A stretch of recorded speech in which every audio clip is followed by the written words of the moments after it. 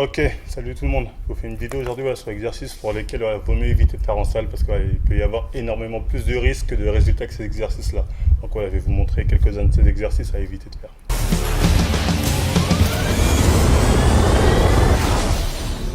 Donc le premier exercice, c'est le tirage nuque. Ce qu'il faut savoir, voilà, c'est que c'est un mouvement qui peut provoquer des douleurs au niveau du haut de l'omoplate. Il y a un muscle qui s'appelle le supraépineux, voilà, qui peut au final vous provoquer des douleurs au niveau de l'épaule. Le tirage nuque, c'est un mouvement qui est plus adapté aux personnes qui vont avoir des clavicules longues et des petits bras. Ils ont moins de risques de se blesser. Voilà pourquoi privilégier toujours le tirage au niveau de la poitrine.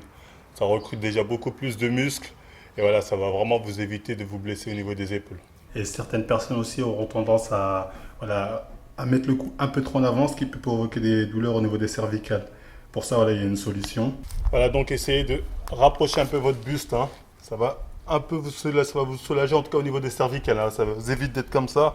En rapprochant le buste, là, vous avez vraiment les épaules et les mains en arrière. Et voilà, vous n'avez pas de tension au niveau de vos cervicales.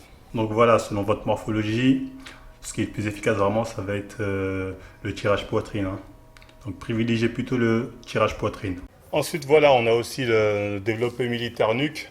Pour cet exercice, c'est la même chose. Vous pouvez vous blesser au niveau du supraépineux, donc développer des douleurs au niveau de l'épaule. En plus, c'est un exercice, il faut savoir que voilà, pour vraiment développer bien la partie latérale du deltoïde ou de l'épaule, il faut mieux privilégier le développer avec le militaire avec haltère. C'est beaucoup plus efficace. Je sais pas, peut-être certaines personnes l'effectuent en pensant qu'ils travaillent l'arrière des épaules, alors que non, on ne travaille pas l'arrière des épaules en effectuant une poussée. C'est un exercice aussi sur lequel on peut avoir des douleurs au niveau du cou. Comme pour pousser, beaucoup de gens mettent le cou en avant, donc on peut développer des douleurs au niveau des cervicales. C'est tout, voilà, les deux exercices, c'est des exercices qui sont faisables plus aux personnes qui sont des morphologies, comme j'ai dit, clavicules longues et petits bras. Ils ont moins de chances de développer des douleurs au niveau des épaules. C'est pour ça que je vous dis, voilà, faut vraiment savoir s'identifier morphologiquement pour développer le moins de risques possible. Bah voilà, c'était tout. Voilà, je voulais vraiment vous montrer ces deux exercices-là parce qu'on les voit en salle qui sont très souvent effectués. Faites vraiment attention, comme je dis, comme vous les faites. Cherchez vraiment les exercices qui vont vous aider vraiment à bien vous développer plutôt que les exercices sur lesquels vous dites ouais, j'ai vu un tel faire ci, un tel faire ça. Voilà, j'espère en tout cas que ça va pouvoir vous aider. Et moi, les militants, je vous dis à la prochaine.